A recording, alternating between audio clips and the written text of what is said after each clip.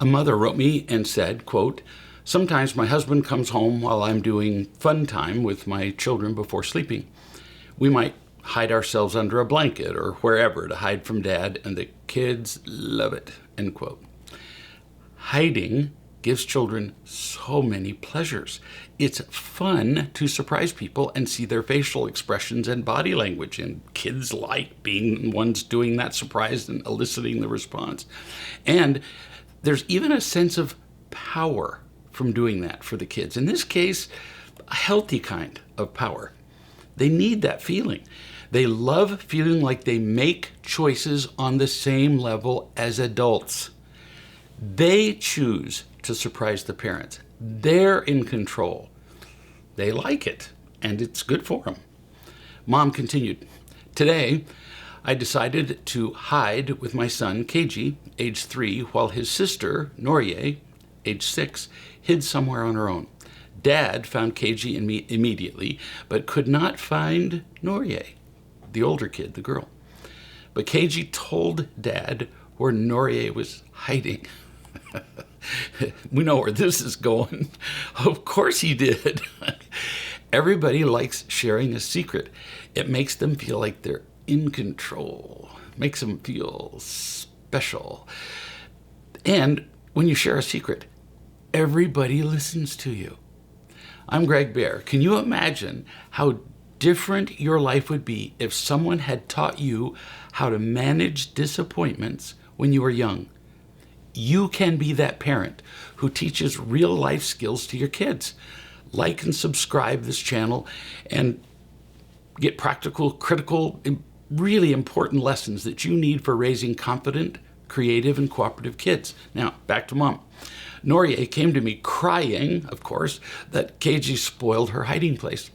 She wanted a hug while she was crying. Who doesn't?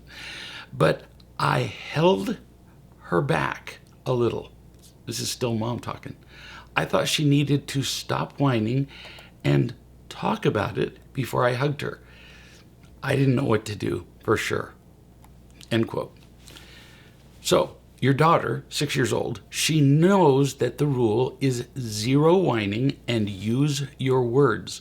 So, almost counterintuitively, by not hugging her while she was crying, you did the right thing.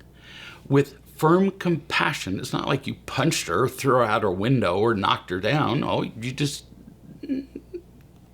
said, "Hang on till you can speak." With firm compassion, you could reach out, put your hand on her chest, and say, "I'm going to teach you something fun. Tell me when you're ready." Oh, now you've got her. See, normally we say, "Okay, I'm going to teach you a lesson," and kids go, "Oh, kill me. I'm going to teach you something fun. Tell me when you're ready." So see, by saying, "Tell me when you're ready," she wants to get ready sooner because it's going to be fun. She's going to stop crying. Poof, because I've seen it done and I've done it myself many times. You have to say this with absolute conviction and enthusiasm without giving in to the temptation to comfort her, which is what most people do. This will give her time to stop crying without you telling her to stop crying. You just say, "I'm going to teach you something fun when you're ready." It's clever. No, stop. And now you can teach her the important lessons of choice and disappointment. Critical. Children everywhere have a difficult time with disappointment. Well, so do adults, because parents believe that it's their job to eliminate all disappointment and pain for their children. But that's just not true. Children don't need constant comfort and ease. Memorize that. They don't. They need to feel loved and to be taught. They need to be taught how to deal with disappointment and discomfort. You don't eliminate them. You teach kids how to deal with them. What I say now is just one idea to help you respond with greater confidence. There are lots of ways. When she's ready to talk, you say, "What if I make a cake?" Well, you've already got her attention. What child doesn't pay attention to a word that involves cake? So, what if I make a cake? Would you like that? Well, of course. She'll nod and smile. And then you say, I would like that too. What if I set the cake on the table and I eat the whole thing by myself? And then as you're saying this, you use your hands to simulate shoving the whole cake into your face. I promise you, you'll have her attention about now. And then you say, would you like it if I did that, you ask? She will certainly shake her head that she wouldn't like it if you ate the whole cake, and will be laughing at your gestures of filling your face with cake. You getting how fun this is? You're teaching her a lesson, and you're tricking her by making it fun. Then you say with genuine curiosity, why would you not like it if I ate the whole cake? And she would say something like, well, because I want some too. Then with delight you say, and that is the lesson. All of us can't always have everything we want. I want the whole cake, but you want some of the cake too. And we both can't have what we want, can we? I can't eat the whole cake and you have some at the same time. It might take her 6-year-old mind a little bit to digest this, but it's going to be faster than you think. So you say, we both can't have everything we want, can we? She will shake her head. No, we can't. She will understand this, I promise you. And then you say, so if I don't always get what I want, then I'm going to be a little bit disappointed sometimes, aren't I? And she'll be nodding. And you say, we can't always have everything we want. We have to learn to still be happy while we're disappointed, like with the cake. So how can we learn to be happy when we're disappointed? One word, you tell her, gratitude, which means to see the truth about what we do have. No matter what happens, I can choose to be happy with what I do have. This is still you talking to her. I don't have to eat the whole cake to be happy.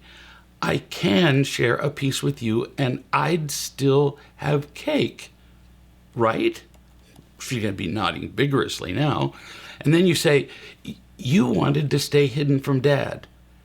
That's okay. But KG wanted the fun of telling Dad where you were. You can't both have what you want, can you? She'll be going. So you say, so KG took what he wanted. He didn't ask. And your surprise was ruined. So what can you do? You could, you could punch KG in the face. She's going to be laughing by now.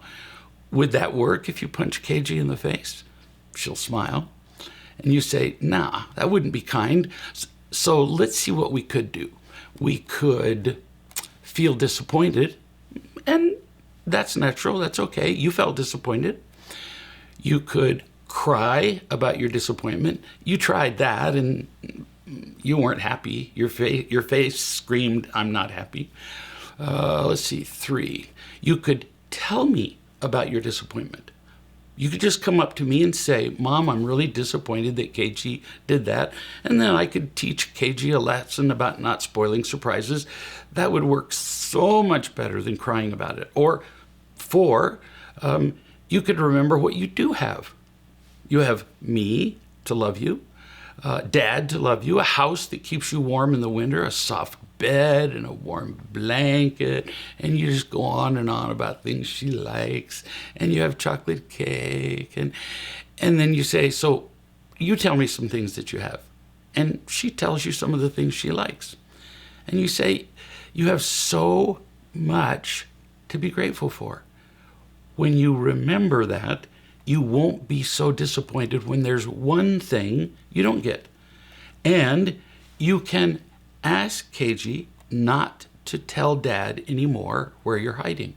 Or you could ask me to teach him that. So look, you have so many choices and good things to help you be happy even when you're disappointed, right? And she'll nod.